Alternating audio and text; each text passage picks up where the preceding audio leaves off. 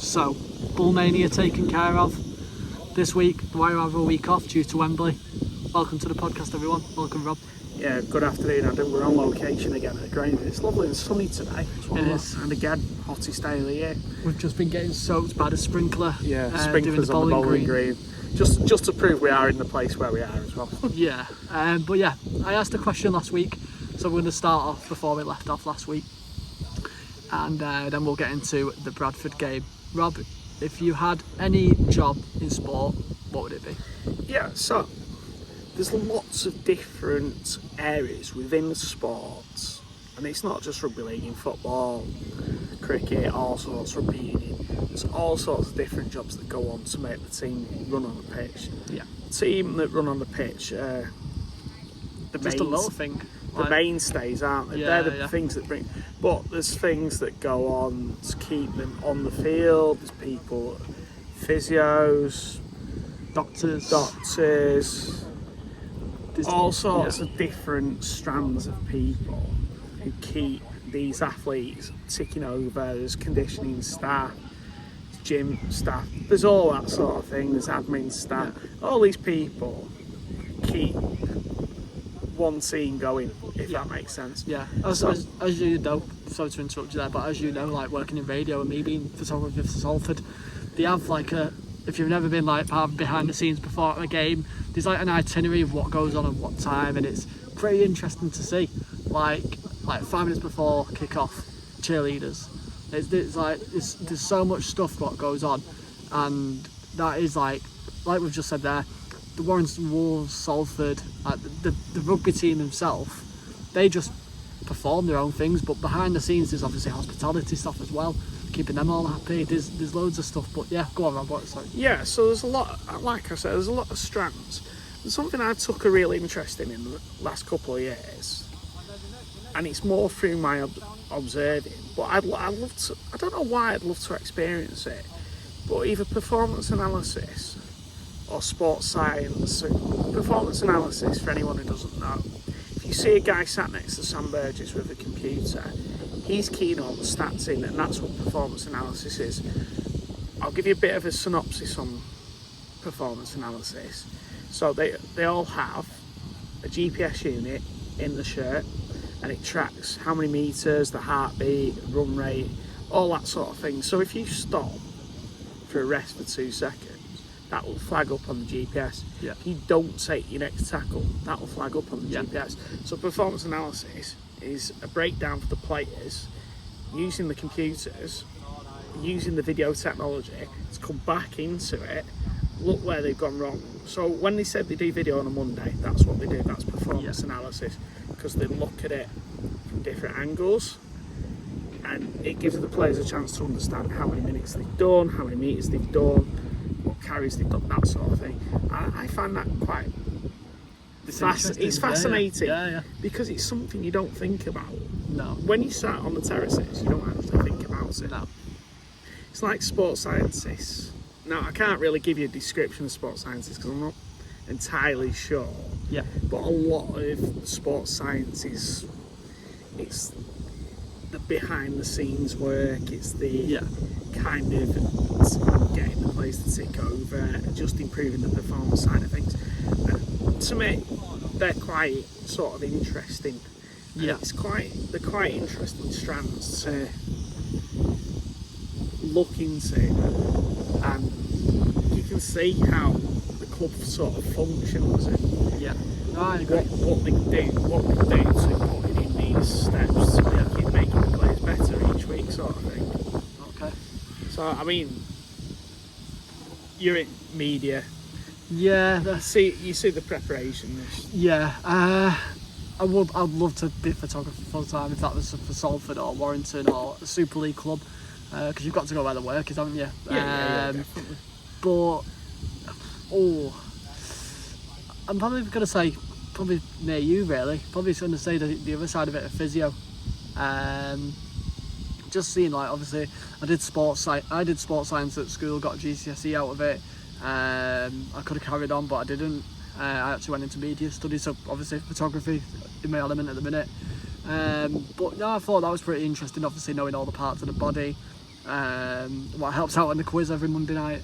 But yeah, no, physio for me. I think that's pretty interesting. Yeah, I think it's quite, especially in Rugby League, I think it's quite a tough, intense job. And like right through the Warrington setup, they have like the performance staff for the academy reserves, probably not as big as the first team. But they still all take a vital role in it. Yeah, because they still take that role onto making sure the players are on the field. And if you actually look at our performance staff, our coaching staff, they're actually all the same group of people that have been there for quite a few years. Yeah. And they're both, I think it's the reserves and the first team, both two settled groups of staff there. And you will get like the crossover from like the reserves into the first team staff and this, that and the other. So you do see they've got quite a settled staff there. Yeah, that's good. So, Bradford, Sunday. Yeah, so scoreline of 26-12.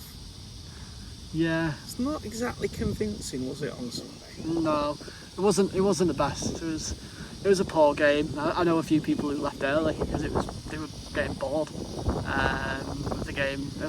They saw the game was done and they left early and they went in the pub to watch, as we mentioned last week, to watch the last few minutes of the football because it was a bit boring, they said. So I was like, fair enough.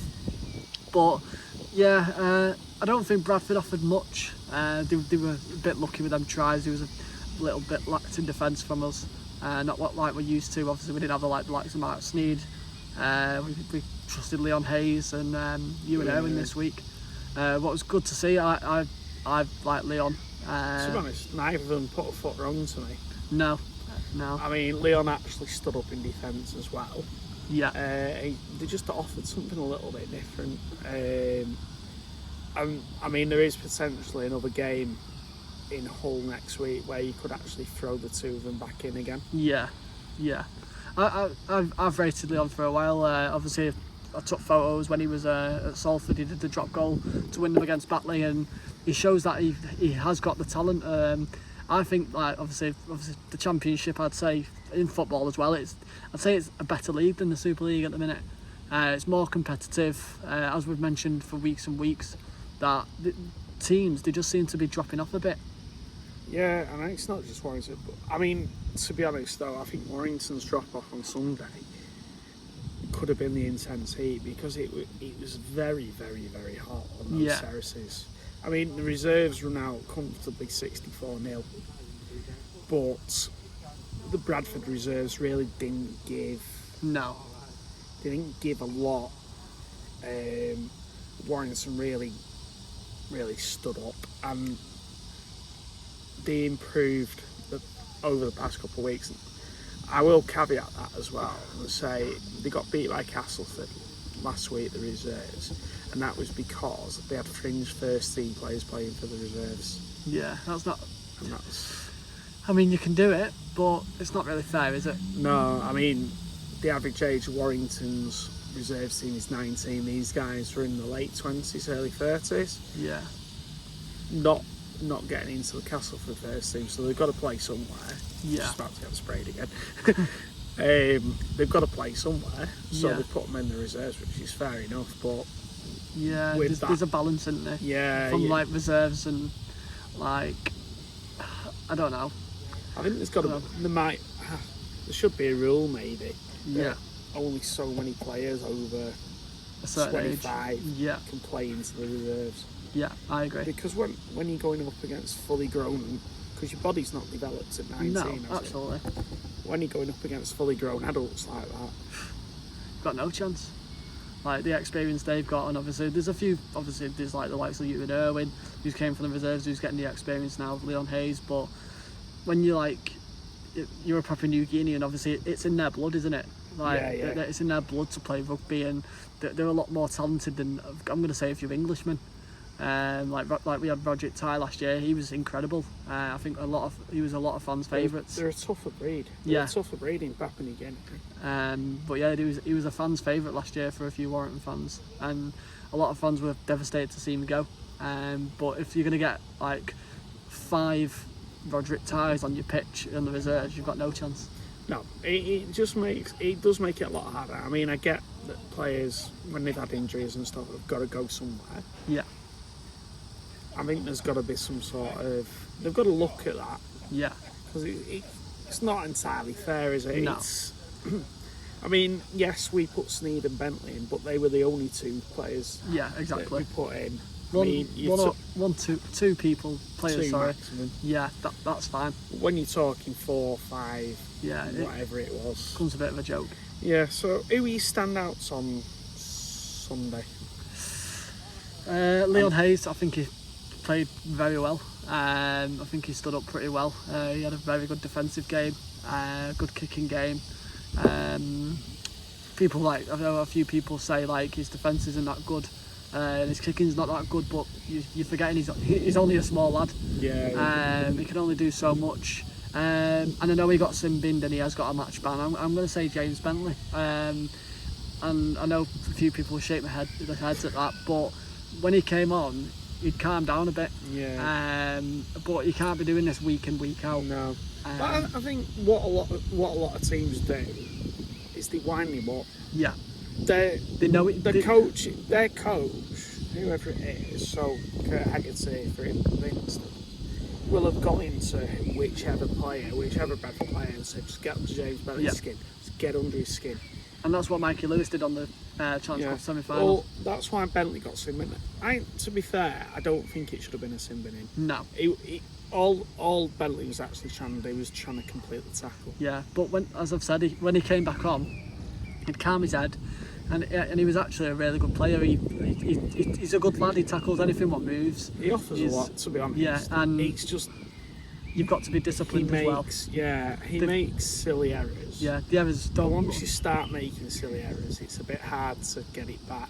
Yeah, but you've got to give the guy a chance. Yeah, when you see a player doing, like, obviously we've said in the semi-final he was 11 errors for Warrington, he made 3 of them, but with the good things he does, it's like for example Joe Philbin. Not a lot of people don't rate Joe Philbin, and my cousin said look at the stats, and Joe Philbin, believe it or not, he's top of the stats carrier, yeah, he's top of the stat, like the meter mark. He's making all the meters. Although he's making silly mistakes, he's making the top meters. And when James Bentley came back on, they played the ball, he pounced on it, he tackled anything what moved on Sunday, and unfortunately he did get a sin bin and it's causing a 1-match ban. To be fair, I thought Toffsey played a decent game as well. Yeah. And also the wing and centre partnership of Hopewati and Smith, that's just growing and growing. Yeah. And Josh Smith was sponsors and Skyman a match on Sunday. About time. He's been performing, like you just said, he's been performing week in, week out. And he's building a good partnership out there with Hopewati at the moment. Yeah, and obviously, like we've said before, like Matty Ashton, I think he touched the ball like 4 times, but he scored out of it. But he's not getting as much ball as he used to. That was a beautiful ball from Toby King. It was good. So we'll go on to the injuries and we'll go on to James Bentley. Now, you've touched on James Bentley. Yeah. Is he a cause for concern at the moment? No, I wouldn't say so. He does need to calm his head. He does need to calm down. He won't be available for Hull FC, by the way, because he has got a match ban. So yeah. He's picked up 12 penalty points. Do you know what? I don't get these penalty points. I don't. This is another thing the RFL needs to have a look at, because giving penalty points week to week, surely you should just ban players. Yeah. Surely penalty points isn't the way to go. Yeah, it's a bit daft. Obviously, like I think it's 6 points for a ban or something along them lines. And yeah, if you think it's a ban, it's a ban. If it's not, it's not. Just play on. Like you're giving these players like on the nerves. Like, am I playing next week? Am I not? Like it's daft. But if you're accumulating points, are you not going you're not encouraging people to be badly behaved further? Yeah, do you know what I mean? Yeah, like they could, like you just said, they could set out to hurt him, or they could set out to wind him up and get him banned again. Like, I don't know. I just think it's a very, because I don't get it. Yeah. I probably don't read enough into it. I don't get the point system. No. Why it should be points. Surely, if you put a report, they should go back to A, B, C, D, E, F, whatever it is. Yeah, my mum's boyfriend says like whenever it's like a yellow card or something, it should be a TMO, like the rugby union. Yeah, yeah. It should be decided if it's a sin bin or not, and then the referee or someone, the video ref, comes onto the microphone and says James Bentley won't be returning, for example. He's got a red card or something like that. What they do in rugby union, they give a 20-minute red card. Yeah. And then they check it in the background Yeah. to see whether there's any more mitigation. And if there's mitigation or it's not as serious as they first thought, they can sort of downgrade it and upgrade it, so it can go from being a 20-minute red card to being a full red card to being just a yellow card. Yeah. Maybe that's the way to go. But I think all this, you got 2 points for a head contact or 3 points next to it. Yeah. You can build up points and just get banned at the right games. Absolutely. It's not. Doesn't sit right. I don't know. No. It can't. Nothing in rugby league ever makes sense. Does it? There we go. What do I know? What do I know? I'm just a peasant. I'm just a peasant playing my money, as we say. So injuries, we've got Luke Yates. Yeah. Sam Stone. Yeah. Possibly Josh Fewlis. Yeah, three big misses.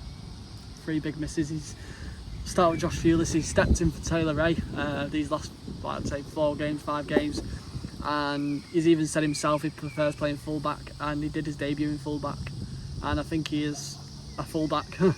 I think he just runs the ball hard, he tackles hard. He's good on the wing, don't get me wrong, he's a good finisher, but I think his natural position is a fullback.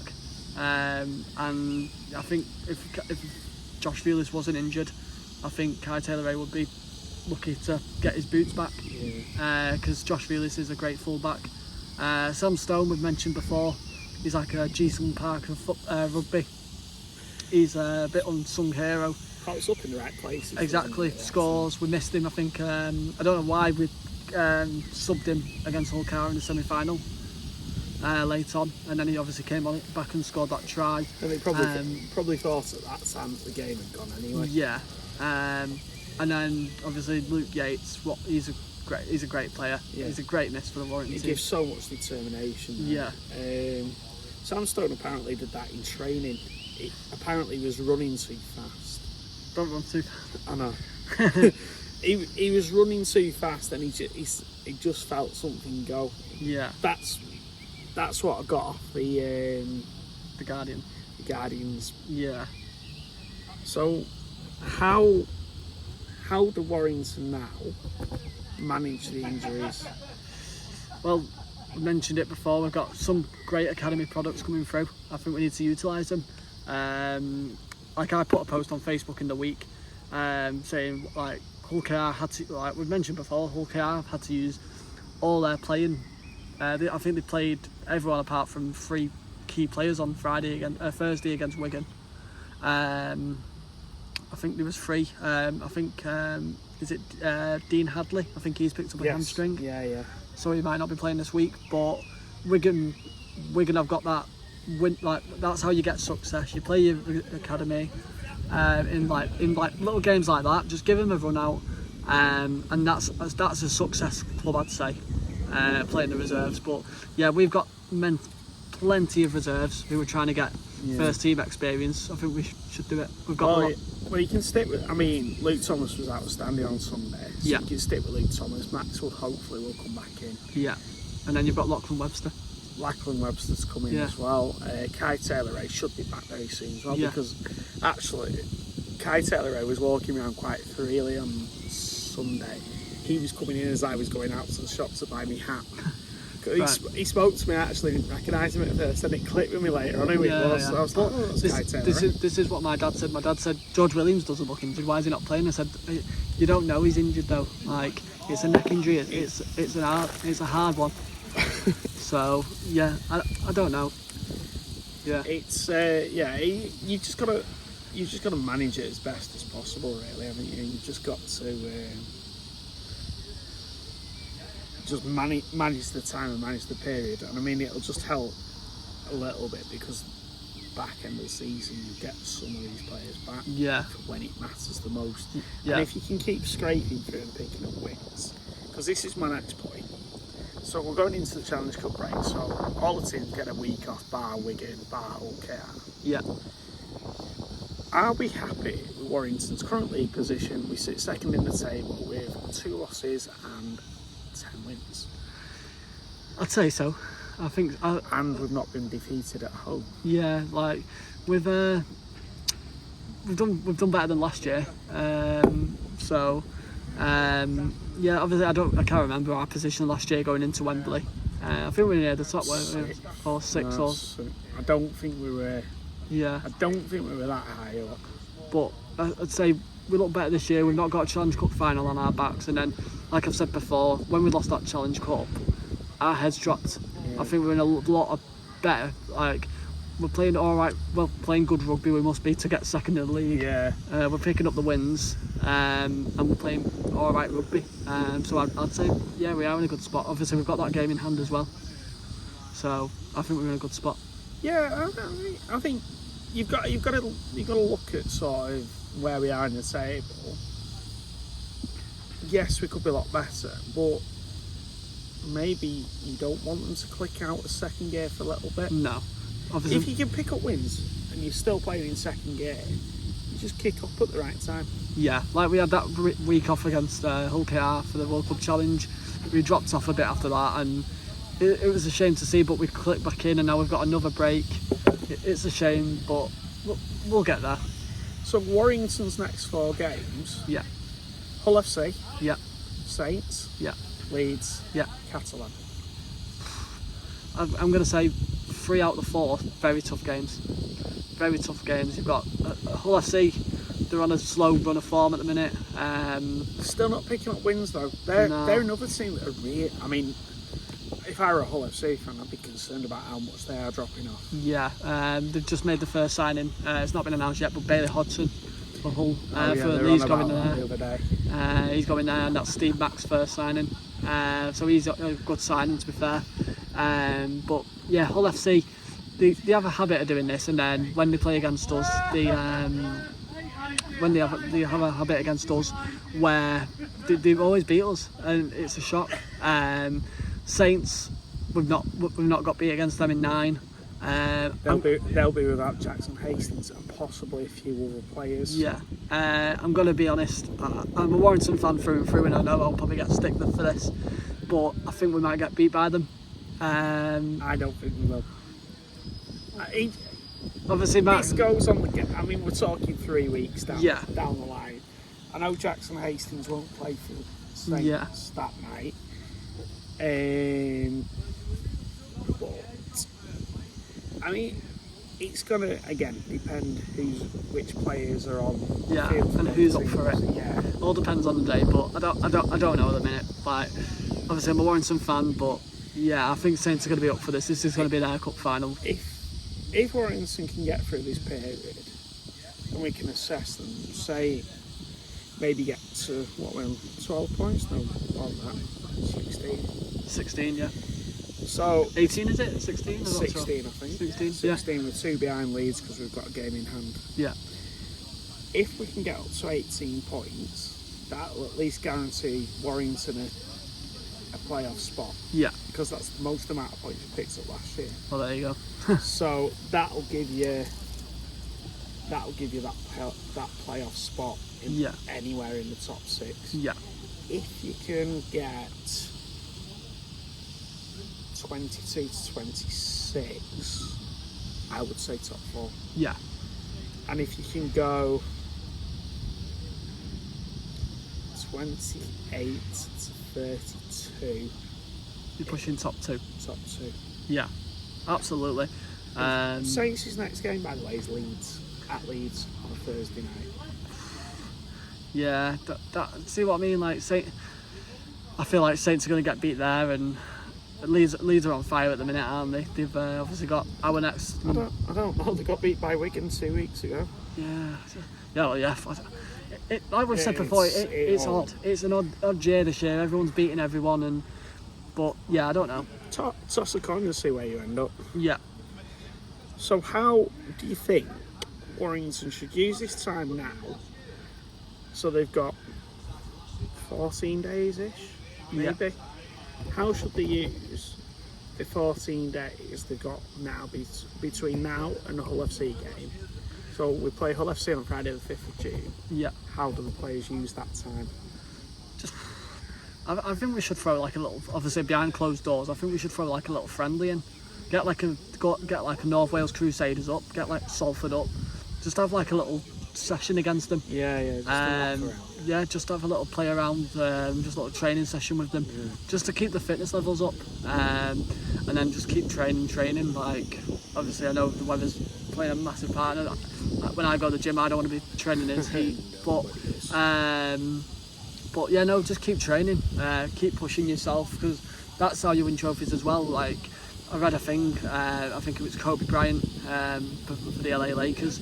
He was a player who was just signing for them, and he was like, you know what, I'm going to beat Kobe down to the gym. I'm going to get there at 3:30 in the morning in the gym, and I'm going to obviously smash it out. He went in the gym, the lights were already on, he went to one of the weight machines, Kobe Bryant was already there, because that's how you win things. Yeah, that's how you become an elite performer. Yeah, and that's what we mentioned like last week, like Warrington, they need to be them performers, they need to be wanting to win things. Yeah, I mean, they've probably got a couple of days off this week. Yeah. Because... Yeah, they deserve it, to be fair, have a few days off, they deserve it. And I would suspect maybe back end of the week they'll start coming back in. Yeah. But they'll try and get some rehab done, and they'll try and get some, hopefully, good news on Josh... Shoeless. Yeah, hopefully. Yeah. But then they've just got to manage that, and it's managing, and it's not necessarily managing the period now. Yeah. It's managing the next 3 games, because you're going off Friday and you've got 3 Thursdays then. Yeah. So you're going to have shorter periods to turn around. Yeah. And as I've seen from Sam Burgess a few times on like post-match press conference, when you're going Saturday to Friday, or shorter turnarounds like that, you're getting very little field time. I saw the other week, they only had 1 field session the other week. So it's about managing that, and it's just about getting that level of expectation. Yeah, like you can have time off. Like, well, obviously, like you just said there, we'll have a few days off this week, but get back into it. Obviously, we've got shorter periods, and we need to train where we can. And yeah, I'd just say keep going. Yeah, and I'm sure the message will be to get it sorted, get it up to date, up to speed, that sort of thing.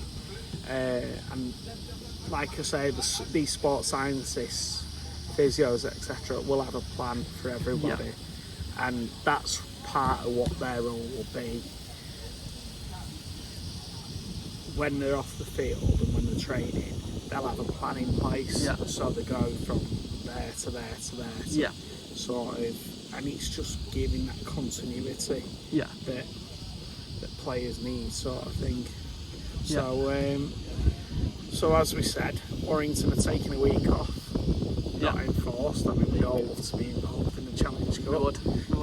Nothing better than seeing the Primrose and Blue at Wembley. Yes, but you go again next year, don't you? You've just got to accept that's life, and teams lose, win. You go again next year, and apparently the attendance isn't going to be more than 60,000 on Saturday. There's no direct rail link from Wigan North West into Warrington Bank, so there's no direct trains from here. God, that's not good, is it? No, because they're doing West Coast mainline engineering works. Of course they are. They seem to be doing between Warrington and Wigan. Yeah, they seem to be doing it every Challenge Cup final. Yeah, they don't. I know quite a lot of people, to be fair, who come up on the train. I've never been on the train myself. And apparently Wembley Central's closed as well. God. So I think they're doing upgrading works near Wembley Central. I don't know why it's so hard though. I bet it wasn't happening this weekend when it was the playoff finals. No, not a chance. No, it's just always way in it. I don't know whether there's more communication needed with the RFL and Network Rail and things. Although Hull KR have all got like supporter trains going down. Oh, that's quite cool. But they, to be fair, they're not on the West Coast main line, they're on the East Coast main line, so yeah, different operators. But it's a shame. It's a shame. Obviously, we're trying to boost the sport. We've mentioned as well before in many weeks. We're trying to boost the sport. I didn't know as well. Next weekend, obviously, Wigan play Catalan in Paris. Yes. It's on Sky Sports Plus. Yeah, it's behind the red button again. Yeah. You'd have thought. Do you know what the two main Sky picks are next week? Go on. Leeds and Hull on Leeds and Saints on Thursday night. Yeah. Us and Hull Friday night. Why isn't Wigan massive PR opportunity? You're the capital city of France. They've got what, 11 million people population. Yeah, and it's on the red button. There's going to be 20,000 there.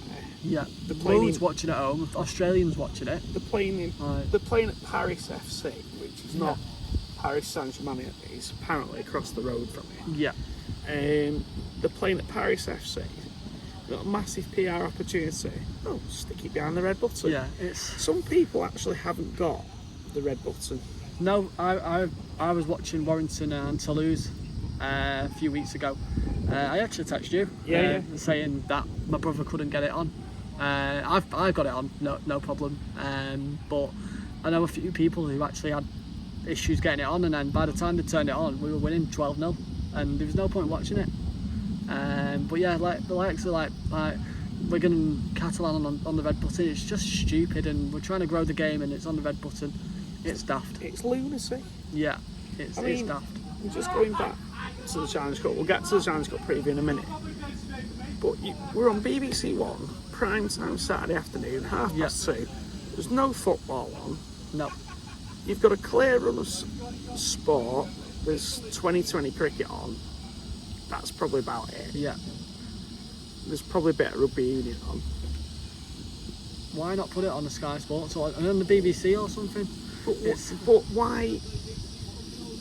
What looks worse to me? You're on BBC One, prime time afternoon slot. Millions potentially watching, and we've got empty seats. Yeah, it's daft. We've got two of the top teams in the Super League facing off against each other, and we can hit 60,000. Should be aiming to get these games sold out. I think. Yeah. I don't know whether the Challenge Cup needs a rethink. I mean, people love Wembley, but I know I saw a few people commenting, obviously with the train system, the issues and the trains, saying get it to the Etihad. But I know the grand final is going to go there in a few years. Yeah. Because obviously the redevelopments of Old Trafford. So I know grand final is going to go to Etihad. Maybe like Aston Villa or something in the middle. Personally, I'd bring the Challenge Cup finals to the Halliwell Stadium. Yeah, it's ideal for it. Yeah. It was obviously it's not big as enough as Wembley, but unfortunately, if you don't get a ticket, you don't get a ticket. To be honest, though, 52,000 wouldn't look too bad because it'll look full on telly, so it wouldn't. Yeah, like obviously, like we've got the women's game beforehand, and I've heard the 1895 Cup's actually playing on Bank Holiday Monday in August at Wakefield. Yeah. They moved it away. I think there was too many games because you've got the Champion Schools final, which is the traditional curtain raiser, which is now, I think, at the end or before the women's. I'm not sure which one it is. So they've moved it. They moved the 1895 out. Yeah. For the pure fact that you've got Champion Schools, you've got women's, then you've got that last guy. I mean, the problem with the 1895, it was kicking off at 5 o'clock. No, like you're getting the minute the Challenge Cup final had finished. I saw this last year. They lift the trophy, do all the presentation. They're ushered off the pitch pretty quickly because then they need to turn it round for the 1899. Yeah, I remember when we played against Saints in 2019. It was the first year of the 1895 Cup, and it was Widnes against Sheffield.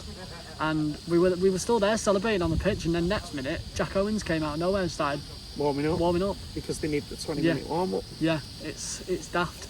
It's very daft, but obviously it's the RFL at the minute. And it's a long. And to be honest, if you play in the final of the 1895 Cup, so say you've come from like Dewsbury, Yeah. or you come from... Well, it's London against someone and Widnes against Rochdale, so I guess it's going to be London and Widnes. London on a bank holiday Monday at Wakefield. What? No. Doesn't sit right. But then, if you go in the game, there's no TV coverage of it. No. It'll be on the Hour League app and you've got to pay probably £5 to watch it. Yeah. I might go to it, to be fair. Like, it's rugby, Wakefield's not far from here. No, it's not. Wakefield and Huddersfield were my first away game when I started driving. Yeah. It's literally around the corner. Obviously, I know they've got like a conservative club at Wakefield. But I go in and a lot of fans go in. But yeah, it's very daft. Yeah, I don't get it, but Yeah, we're not the RFL, are we? no. But maybe you're trying to cram too much in there. Yeah. So, Challenge Cup final preview. Wigan Hull KR repeat of the grand final. Hull KR had the advantage last year. I think it's too close to call this year. It's going to be tight. I've said Wigan have created players like Harry Smith, Jai Field, I think I said Brad O'Neill then, Zach Eckersley, Farriman. There's a few rumours saying Bevan French might be back. Alright. But yeah, like, and okay, I have the creativity like Mikey Lewis, Jez Litton, Elliot Minchella. Obviously Arthur Morg's not playing again because he's done his pec in the same injury. Yeah. But they might not have Dean Hadley at Hull KR. No, Jack Broadbent's as equally as good as Arthur Morg. It's going to be a cracking game. It's going to be really good. It's going to be a really good game, but it's going to be tight. It's going to be a tight one. I'm gonna say Wigan by 2. I was thinking Wigan by 2 as well. But I think Wigan by 2 in Golden Point. I think it's going to be drawn at full time. Yeah. And I think they're going to go to Golden Point. Hull KR might just lose their heads a little bit. And give away a daft penalty. Right in front of the post. Oh, you know what? I'm going to take you up on that. I'll Harry say that Smith to win the Lance Todd Trophy. I think it'll be Jez Litton or Mikey Lewis. So I'm thinking the other way. Although they'll be on the losing side, I think that Mikey Lewis or Jez Litton will get Lance Todd. What do you guys think? Just leave a comment down below. Yeah, let us know your thoughts and opinions as to whether you're watching it.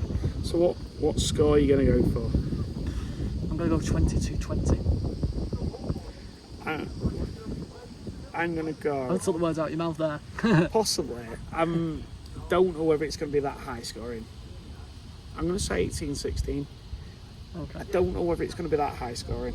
It's going to depend on the weather. Yeah, if it's like this, it will be. Liam Moore and Chris Kendall video ref and referee combo as well. Yeah, yeah. I'm gonna change that then. I'm gonna go a bit more less than you. I'm gonna go 16-14 to Wigan. To Wigan. Yeah, I think Wigan will retain it. Yeah. Or win it because they've just got quality everywhere, haven't they? I know Hull KR have, but Wigan have got that winning mentality. Hull KR are getting that winning mentality. But we know Wigan from years ago. I was looking at the finals from years ago. They won like 8 in a row. Well, they left half the team out last week to prepare for this final, so I think that might stand them in good stead. Yeah, and then if Wigan don't win, obviously they'll say, like, everyone will make the joke Wigan have lost their identity. Yeah. So we'll see. We'll see. It's gonna be a tough game. Yeah. So I just want to give a quick shout out to Wolfie on Sunday because actually he was more entertaining than the rugby at times. He had his super soaker out, and all the kids in the North Stand were absolutely loving it on Sunday. Everybody was up for being sprayed. No one because it was so hot. I think 3 times I've seen a member of staff go and fill Wolfie's water pistol. So it was quite hilarious. Yeah, I think the band as well. B-Monts. They were very good, but it's a shame they've done the speakers up in the stadium, but still they're not as good. I think that's a lot to do with where they're placed. Yes, where they're placed. Yeah. But apparently they need an upgrade on the in-stadium speakers anyway. Well, there we go. I've summed that up on the head there. Hit the nail on the head. Yes. But yeah, so enjoy Wembley. If you're going. Have a safe journey. We've also got, now I've just given Rob some, we've got pens for 80 minutes in, we've got stickers, we've got key rings. If you see me or Rob at the stadium, Rob might not have any on him, but if you see me, give me a shout and I'll give you a key ring. We're still looking forward to our Magic Weekend special. We're looking around a few places. We're not saying any more than that, but we've got a special coming for you guys about Magic Weekend, because we want to make it as magical as you do, because Magic Weekend is the best. Yeah, the best day in the calendar, I'd say, as well as the Challenge Cup. Yeah, absolutely. But yeah, if you go in Wembley, have a safe journey, and we'll see you when we face Hull FC at home. Yeah, we'll preview Hull FC next week and see what we come up with next week. Yeah, so take it easy, guys. See you soon. Yeah, cheers, guys.